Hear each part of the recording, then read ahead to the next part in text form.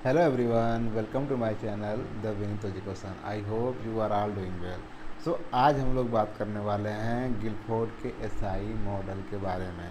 Guilford ने बताया कि बुद्धि जो है वो 3D मॉडल में बटी हुई है, जिसको ये स्ट्रक्चर ऑफ इंटेलिजेंस भी बोलते हैं। इन्होंने कहा कि बुद्धि को हम 3 भागों में बांट के समझ सकते हैं, जिसको इन्होंने पहले भागों में बांटा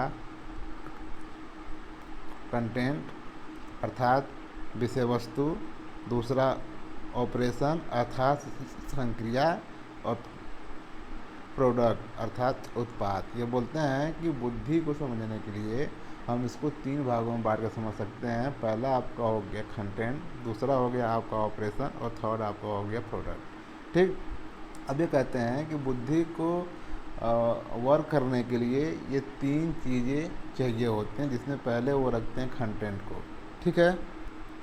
ये बोलते हैं कि मान लीजिए कि कोई कंटेंट, कोई विषय वस्तु है, उसको पहले आप क्या करेंगे, देखेंगे या फिर उसके बारे में सुनेंगे। ठीक। अब आप उस विषय वस्तु के बारे में जब देखें या फिर सुने तो उससे क्या होगा कि आपके माइंड में सिंबल बनेंगे। ठीक है। अब उस सिंबल से आप अपने माइंड में अर्थ निकालेंगे, सेमेंटिक करेंगे। अब जो आपने अपने माइंड में अर्थ निकाला, वो अर्थ अब आपके बिहेवियर को शेप देगा। ठीक है। ये होता है आपका विषय वस्तु। जब हम किसी विषय वस्तु के कॉन्टेक्ट में आते हैं तब की ये चीज़ें हैं। देन इसके बाद वो बोलते हैं कि उससे क्या होगा, आपके माइंड में प्रोसेस होगा, ऑपरेशन होगा। इसमें वो कहते हैं कि उसके बारे में आपको संज्ञान होगा, उसके बारे में आप जानेंगे। अब जो आपने उसके बारे में जाना, उससे आपकी मेमोरी बनेगी। ठीक है। अब जो आपकी मेमोरी बनी, उस पर आप डाइवर्स थिंकिंग करेंगे, उस पर आप अलग अलग तरीके से सोचेंगे कि ये चीज़ें ये भी हो सकती हैं, ये भी हो सकती हैं, उसको कोरिलेट करके देखेंगे, अलग अलग थिंक करेंगे आप उस सिंगल ऑब्जेक्ट पे। ठीक है। उसको बोलते हैं कि आप डाइवर्जेंट थिंकिंग करेंगे। देन उसके बाद डाइवर्जेंट थिंकिंग करने के बाद आप एक सिंगल थिंक पे पहुंचेंगे, जिसको बोलते हैं कि कंजर्वेटिव प्रोडक्शन। अब आप क्या होगा कि आप एक सिंगल थॉट पे पहुंच जाएंगे कि अच्छा इसका मतलब ये ही है, हो जाएगा आपका कन्वर्जेंट थिंकिंग। देन उससे आप क्या करेंगे, इवैल्यूएशन निकालेंगे, उसका मूल्यांकन कर लेंगे। ठीक है। ये आपका होता है दूसरा स्टेज ऑपरेशन पे, जब आपका माइंड चीज़ों को संक्रिया करता है। देन अब आपकी ये चीज़ें प्रोसेस हो गई हैं। अब क्या होगा कि अब ये बोलते हैं कि उससे कुछ ना कुछ बनेगा, उत्पाद होगा। तो जो भी आपने ऑब्जेक्ट से सीखा, जो भी आपने उसकी मीनिंग अपने माइंड में परसीव की, उससे क्या होगा कि उससे आपका रिजल्ट निकलेगा। ठीक है। आप कुछ नया उत्पाद करेंगे, हो सकता है कि आप कुछ नया आइडिया दें, हो सकता है कि आप कुछ नया कॉन्सेप्ट दें। तो वो जो आइडिया, वो जो कॉन्सेप्ट है, आपका किन चीज़ों में आएगा, या तो वो यूनिट में आएगा, या तो वो क्लास में आएगा, या तो वो रिलेशन में आएगा, या तो वो सिस्टम में आएगा, या तो वो ट्रांसफॉर्मेशन में आएगा, या तो वो फिर इम्प्लीकेशन में आएगा।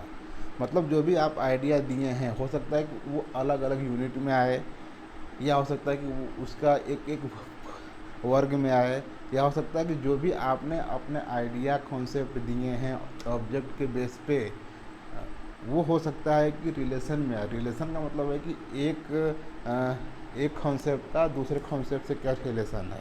ठीक है। या फिर हो सकता है कि वो ट्रांसफॉर्मेशन में आए, या फिर हो सकता है कि जो भी आपने वो अर्थ निकाला, जो भी आपने उस ऑब्जेक्ट से सीखा, उसको आप इम्प्लीकेशन करें अपने रियल लाइफ में। तो ये है गिलफोर्ड का एसआई मॉडल। आई होप कि आपको समझ में आ गया होगा। फिर भी हम इसको थोड़े शॉर्ट टर्म में और देख लेते हैं।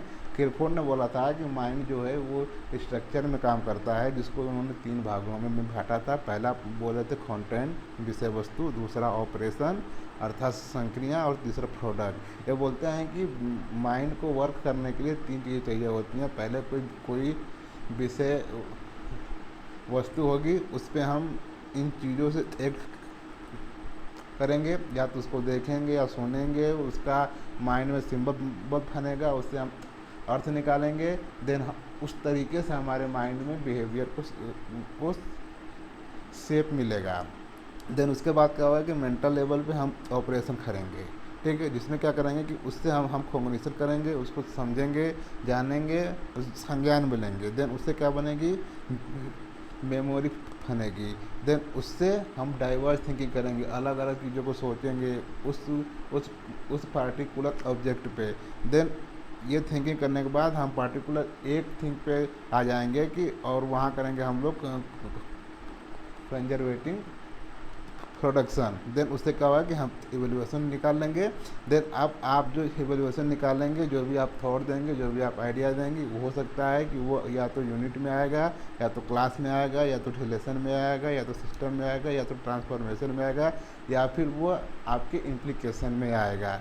तो ये है गिलफोर्ड का एसआई मॉडल। आई होप कि आपको अब क्लियर हो गया होगा। अगर आपको वीडियो इन्फॉर्मेटिव लगे तो चैनल को प्रमोट करना ना भूलें। Thank you guys, keep supporting.